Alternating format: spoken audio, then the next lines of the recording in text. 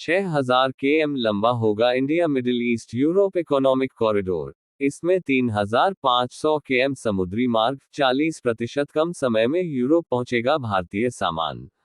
दिल्ली में G20 summit ने दुनिया में भारत की भागीदारी के कई दरवाजे खोले हैं।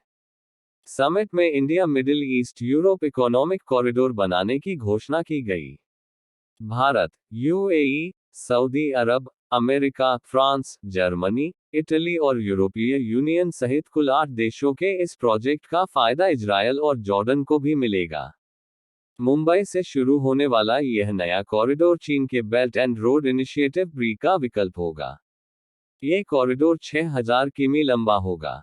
इसमें 3500 किलोमीटर समुद्र मार्ग शामिल है। कॉरिडोर के बनने के बाद भारत से यूरोप तक सामान पहुंचाने में करीब 40% समय की बचत होगी। अभी भारत से किसी भी कार्गो को शिपिंग से जर्मनी पहुंचने में 36 दिन लगते हैं। इस रूट से 14 दिन की बचत होगी। यूरोप तक सीधी पहुंच से भारत के लिए आयात निर्यात आसान और सस्ता होगा। इन 7 वजहों से भारत इस प्रोजेक्ट से जुड़ा। सबसे पहले भारत और अमेरिका इंडो पैसिफिक क्षेत्र में काम कर रहे थे, लेकिन पहली बार दोनों मिडिल ईस्ट में साझेदार बने हैं। भारत की मध्य एशिया से जमीनी कनेक्टिविटी की सबसे बड़ी बाधा पाकिस्तान का तोड़ मिल गया है। वह 1991 से इस प्रयास को रोकने की कोशिश कर रहा था। भारत के ईरान के साथ संबंध सुधरे हैं, लेकिन अमेरिका के प्रतिबंधों के कारण ईरान से यूरेशिया तक के रूस ईरान कॉरिडोर की योजना प्रभावित होती जा रही है। अरब देशों के साथ की भागीदारी बढ़ी है। यूएई और सऊदी सरकार भी भारत के साथ स्थायी कनेक्टिविटी बनाने के लिए प्रयास कर रहे हैं। अमेरिका को उम्मीद है कि इस मेगा कनेक्टिविटी प्रोजेक्ट से अरब प्रायद्वीप में राजनीतिक स्थिरता आएगी और संबंध सामान्य हो सकेंगे।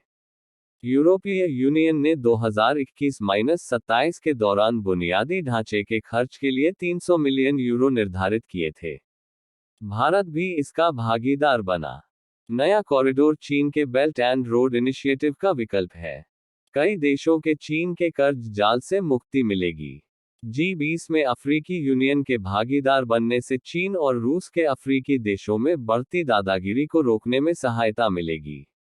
चीन बौखलाया, कहा बातें बहुत, काम कम।